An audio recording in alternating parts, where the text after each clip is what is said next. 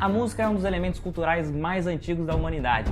Tem aí cerca de 40 a 50 mil anos de história, que são os vestígios que encontraram já, né, de flautas feitas de ossos de abutre ou de marfim, né, dos mamutes.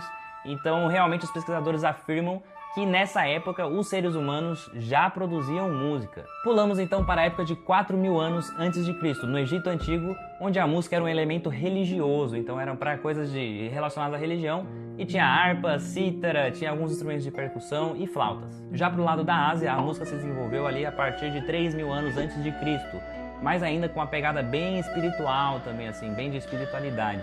E eles tinham uma escala diferente, né? Uma escala bem oriental, que é aquela escala pentatônica. Na Índia também temos uma construção bem específica de música, que é o ragas, utilizado aí mais ou menos 800 anos antes de Cristo, que não tinha as notas musicais como a gente conhece, são tons e semitons assim misturados, uma parada também bem característica. Já na Grécia, ali na faixa dos 500 anos antes de Cristo, mais ou menos, a música era vista como um elo entre os homens e os deuses. Tanto que foi nessa época que se deu o nome música para isso, que vem de uma derivação da palavra musique techne, que significa a arte das musas. Eram chamadas de musas as deusas que guiavam os seres humanos aí na ciência e nas artes.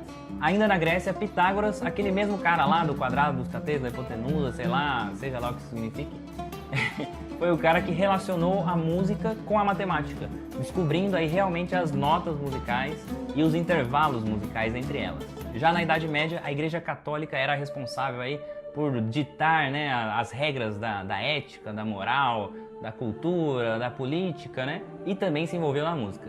Com a presença muito forte da música dentro da Igreja Católica, o Papa Gregório I criou então as regras de cantos que deveriam ser entoados dentro da igreja, e por isso se deu o nome de canto gregoriano.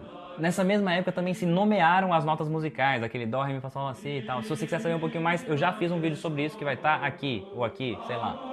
Já no Renascimento, que é do século XIV ao século XVI, a música sofreu várias aí modificações bem expressivas, porque o ser humano passou a pensar mais nele mesmo, no próprio ser humano, entender o conhecimento humano, né, essas coisas do movimento renascentista. Então a música se afastou um pouquinho ali da igreja, trazendo novas características, como por exemplo a polifonia, que são vários sons simultâneos ao mesmo tempo, né? E aí chegamos no período barroco, que tem Bach, Vivaldi, né? Foi quando surgiu melhor aí as definições de maior, menor, tonalidades, né? E os instrumentos passaram a ser importantes também, porque antes era mais a voz muito importante e os instrumentos só acompanhavam. A partir daí eles deram mais ênfase para os instrumentos, principalmente aí o violino e o órgão. Foi nessa época que criaram os concertos e as orquestras, não como a gente imagina hoje, não como a gente vê, né? As orquestras eram bem menores e os concertos eram diferentes também, não tinha um solista assim, que ele tocava um trecho e a orquestra outro. Também é no período barroco, com um compositor chamado Monteverdi, que se criam as óperas. Depois entramos no período clássico, que muita gente fala, a música clássica é para tudo, mas na verdade é só desse período, que trata de Haydn, Mozart e Beethoven. A música instrumental e as grandes orquestras ganham mais destaque nessa época, assim como também aparece o piano, que vem para substituir o cravo, que era meio fraco, né? Então o piano veio mais forte, então mais audível, né? Compatível com essas grandes orquestras. Também foi nessa época que se criou as sinfonias, os concertos com solo, os quartetos de cordas, as sonatas. E aí chegamos então no período romântico, no século XIX, onde tem Tchaikovsky, Mendelssohn, Liszt, Chopin, Paganini e muitos outros. Esse período se inicia no final da vida de Beethoven. Beethoven foi o único compositor que esteve em dois períodos, no período clássico e na transição aí até o período romântico. A música tinha outros pensamentos, outras expressões, assim, ela era mais livre, né, de estruturas e tinha uma fluidez maior, assim, e é uma característica muito importante do romantismo, é o exagero, assim, tudo é muito amor, muito assim, ou é muito ódio, sabe, não tem um meio termo. E também é tudo mais difícil, aquele virtuosismo, assim, técnico e tal, nos instrumentos, é super, assim, enaltecido nessa época.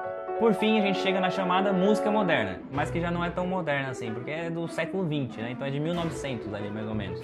Então veio aí o atonalismo, que as músicas já não tinham mais tonalidade, você já ouve, você não sabe mais que tom que tá, o que tem que fazer.